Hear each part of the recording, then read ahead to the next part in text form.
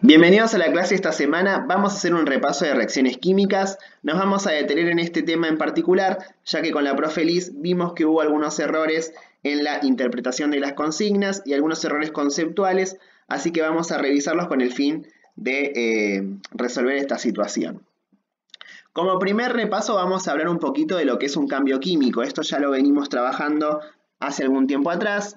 Y sabemos que un cambio químico ocurre cuando hay una transformación en la composición química de los materiales. Todas las sustancias químicas están formadas por átomos, esos átomos pueden estar unidos o no, pero cuando hay una transformación química lo que pasa con estos átomos es que se reordenan, es decir, que rompen enlaces que tenían en un principio y forman enlaces nuevos. Eso nos indica que tenemos un cambio químico. En la imagen que está en el PowerPoint, ¿sí? Hay tres cambios químicos. Vamos a analizar el primero para no detenernos mucho en esta situación que ya es algo que venimos viendo hace rato. Tenemos, por ejemplo, átomos de carbono que están en forma individual y átomos de oxígeno que están unidos entre sí. En esta reacción, el carbono y el oxígeno se combinan para dar como resultado monóxido de carbono. Vemos que en las moléculas resultantes, el carbono y el oxígeno están unidos, y antes eso no era así. Debido a que estos enlaces que estaban en un principio se modificaron y se formaron enlaces nuevos, podemos decir que esta situación representa un cambio químico, al igual que las otras dos imágenes, en donde los átomos que estaban al principio no están ordenados de igual forma al final del proceso. Entonces, ¿qué es un cambio químico? Es un cambio que se da en la naturaleza cuando los átomos reordenan, ¿sí?, su ubicación, rompen enlaces viejos y forman enlaces nuevos. Bien, uno de los errores que nosotros estuvimos viendo en alguna de las tareas, ¿sí?, es esta, digamos, confusión con lo que es un reactivo y lo que es un producto. En un cambio químico nosotros tenemos dos tipos de sustancias. Los reactivos son las sustancias que están al principio del cambio y los productos las sustancias nuevas que se obtienen al final. Entonces, cuando nosotros vemos una ecuación, siempre lo que está al principio, antes de la flecha, va a ser considerado reactivo y lo que aparezca después va a ser considerado producto, ¿sí? En este caso en particular, el hidrógeno y el oxígeno son reactivos y el agua es un producto. Lo que me determina esto entonces es la flecha. Si la flecha representa el cambio químico o la transformación y divide a lo que está en un principio, que son los reactivos, y a lo que aparece después nuevo, que son los productos, ¿sí? En el caso de la fermentación alcohólica y la hidrólisis del agua, que son dos reacciones que estuvieron en las tareas que estuvimos resolviendo las semanas anteriores, pasa lo siguiente. En un principio tengo azúcar antes de la flecha, entonces puedo considerar que el azúcar es el reactivo, y después obtengo etanol y dióxido de carbono. En el caso de la hidrólisis del agua, tengo agua en un principio y después obtengo hidrógeno y oxígeno gaseoso. Si yo marco acá con colores distintos los productos y los reactivos, con color rojo voy a marcar el azúcar en la primera reacción y en la segunda voy a marcar el agua. ¿Por qué estas sustancias son los reactivos? Porque están antes de la flecha, son las sustancias iniciales. Luego de la flecha, las sustancias que aparezcan las voy a marcar con azul, en este caso, que representa los productos, ya que son las sustancias que aparecen al final de la ecuación, es decir, después de la flecha. Entonces, en este punto hubo algunos problemas en algunas de las tareas que mandaron, y bueno, esta es la resolución correcta, ¿sí? El azúcar y el agua serían los reactivos, y en el caso de los productos tenemos en la primera ecuación etanol y dióxido de carbono, y el hidrógeno y el oxígeno serían los productos de la hidrólisis del agua. Uno de los errores que también encontramos en forma general fue que en el caso de la hidrólisis del agua, el enunciado decía que por acción de la electricidad, el agua se descomponía en hidrógeno y en oxígeno. Y algunos pusieron que era una reacción de sustitución, por ejemplo. Y esto se originó debido a que ustedes consideraron que la electricidad era una sustancia química. Y en realidad ese es un error conceptual, porque la electricidad es energía, no es una sustancia química, no tiene una fórmula. Entonces, en realidad, no forma parte de la ecuación porque simplemente es, ¿sí?, un formato en que podemos encontrar la energía. No es una sustancia y por ende no puede ser considerada ni un reactivo ni un producto. Bien, lo que continuamos haciendo nosotros con esto de las reacciones químicas es clasificarlas. La forma para clasificar a las reacciones químicas, digamos, es muy variada, es muy amplio el margen que podemos elegir. Como vemos acá, por ejemplo, podemos clasificar a las reacciones en base a qué pasa con la energía, qué pasa con la velocidad de la reacción, qué pasa con la transformación o con el orden de las sustancias que aparecen y según el proceso químico que se dé en ese cambio químico. Nosotros nos vamos a limitar o nos estuvimos limitando solamente a esta última parte de la clasificación, que es la que vamos a repasar a continuación. En base al orden de lo que pasa en la reacción química tenemos tres tipos de reacciones: reacciones de síntesis, reacciones de descomposición y reacciones de sustitución. En el primer caso, una reacción de síntesis ocurre cuando nosotros tenemos dos reactivos y un solo producto, o varios reactivos y un solo producto final. ¿Por qué decimos que es de síntesis? Y porque hay una combinación de sustancias para dar como resultado un solo producto. Por ejemplo, cuando mezclamos sodio y cloro, se forma cloruro de sodio, que es la sal que usamos para condimentar las comidas en la cocina, y esa es una reacción de síntesis. Una de las formas en las que yo puedo darme cuenta de esto es separar en términos. Si nosotros separamos en términos, por ejemplo, lo que hicimos acá, ¿sí? Los símbolos más en la ecuación me van a permitir a mí separar en términos, como en las ecuaciones de matemática. Entonces, si yo en una reacción de síntesis separo en términos, voy a tener un más al principio, lo que me va a dar como origen dos sustancias iniciales, y fíjense que en los productos no hay ningún más, entonces quiere decir que esta sustancia es una sola. Entonces tengo dos sustancias iniciales, una final, y por ende puedo decir que esa es una reacción de síntesis. Esto se traslada a cualquier ecuación química, no importa que yo tenga elementos, y tampoco le voy a dar mucha importancia por ahora a los números que aparezcan tanto adelante como abajo, ¿sí? Es decir, como subíndice, porque por ahora no le vamos a dar ningún significado. Lo que sí me interesa es que quede claro es que si yo tengo dos sustancias iniciales y una final, estamos en presencia de una reacción de síntesis. Lo contrario pasa en una reacción de descomposición. Fíjense que en un principio, en esta ecuación, yo tengo una sustancia química, no hay ningún más, y después de la flecha tengo dos sustancias distintas. Eso quiere decir que la sustancia inicial o el reactivo inicial se descompuso o se desintegró en dos sustancias nuevas.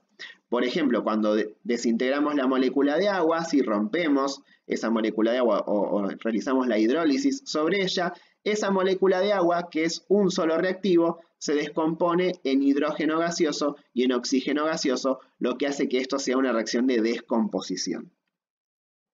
En el caso de las reacciones de sustitución, nos vamos a centrar en las de carácter simple solamente para no complejizar tanto el tema, pero recuerden que en una reacción de sustitución, como bien lo dice su definición o su palabra que lo representa, hay una sustitución o reemplazo de elementos o de átomos. ¿Qué quiero decir con esto? Si fíjense que en esta reacción general, primero, ¿sí? Del lado de los reactivos, la A como elemento está en forma individual, está sola, y después, ¿sí?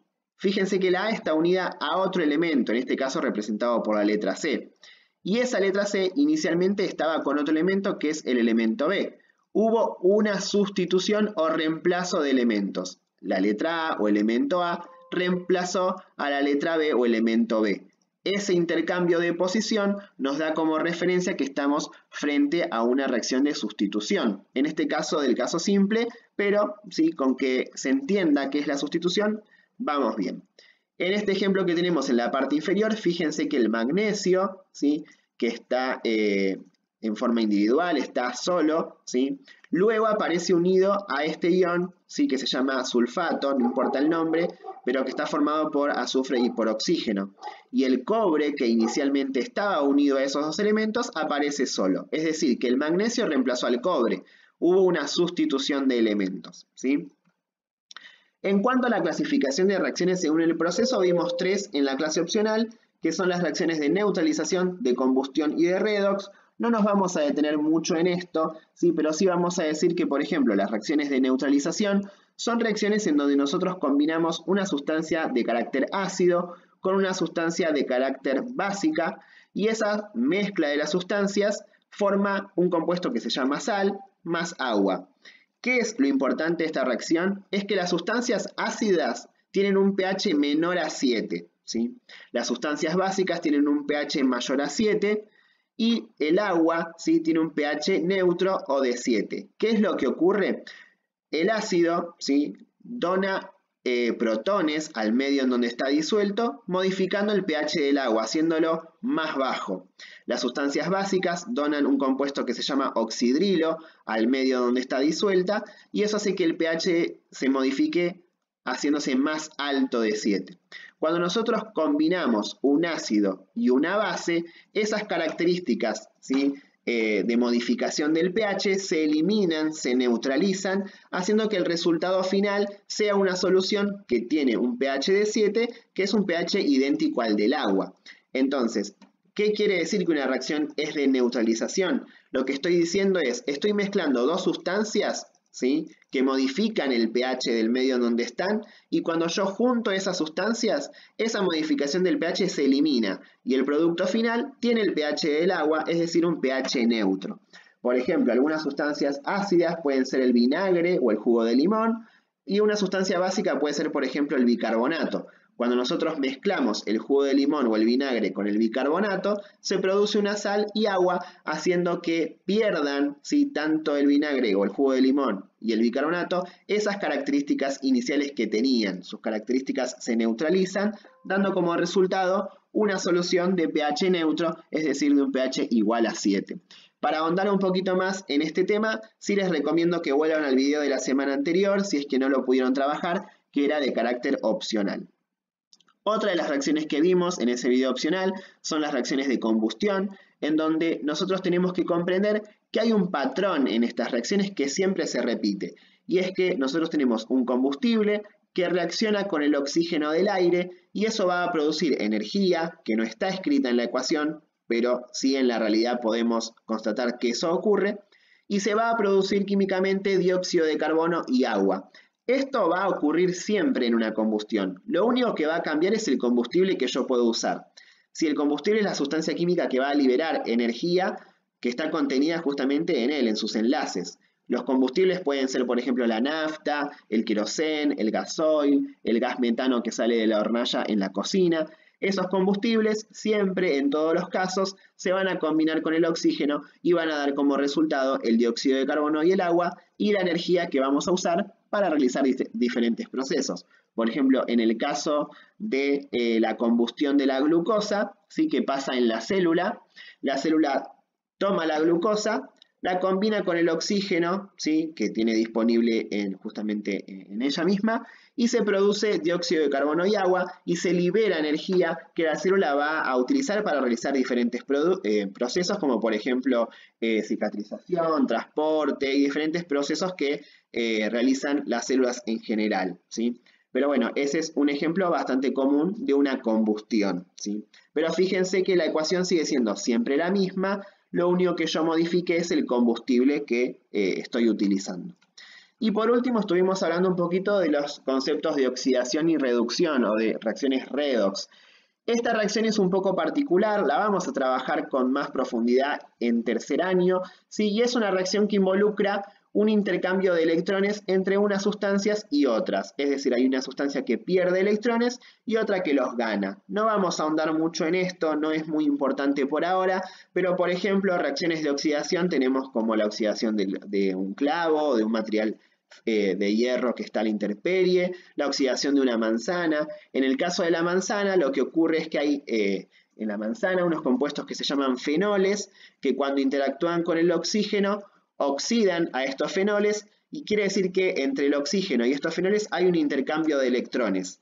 La manzana se pone marrón, y eso ocurre justamente porque los fenoles van a liberar algunos compuestos químicos que van a proteger a la manzana frente a las bacterias o a los distintos agentes patógenos que están alrededor, para que cuando nosotros ingiramos esa manzana no tengamos ningún problema. Pero justamente ese es un ejemplo de reacciones de oxidación. Para terminar, sí, vamos a hablar un poquito de esto de los estados de agregación en las ecuaciones químicas, ya que también fue un error que yo constaté o que vi que tuvieron que quizás googlear para llegar a la respuesta, así que lo vamos a aclarar ahora. ¿Cómo me doy cuenta de los estados de agregación de los reactivos y de los productos en una sustancia química? Gracias al paréntesis que está en la parte inferior. Ven que acá estos reactivos tienen la letra G, estos productos tienen también la letra G y quiere decir que todos ellos están en estado gaseoso. Ahora, si yo me voy a otra ecuación, por ejemplo, esta que tengo escrita acá, el magnesio, el sulfato de cobre, el sulfato de magnesio y el cobre, todos tienen la letra S y quiere decir que todos están en estado sólido. Sí, ese fue también un error que vimos que si bien no fue mayoritario, algunos lo tuvieron en las tareas entregadas. Así que bueno, los invitamos a revisar estos conceptos en una tarea que vamos a enviar esta semana con la profe Liz, de modo de autoevaluación. Esto quiere decir que va a ser para que ustedes puedan revisar los conceptos vistos. Si bien no va a tener una nota, se va a tener en cuenta quién lo entregó y quién no, pero es una herramienta que ustedes van a tener para revisar esto que vimos en las tareas, que fueron algunos errores que vamos a intentar solventar para las próximas clases. Muchas gracias.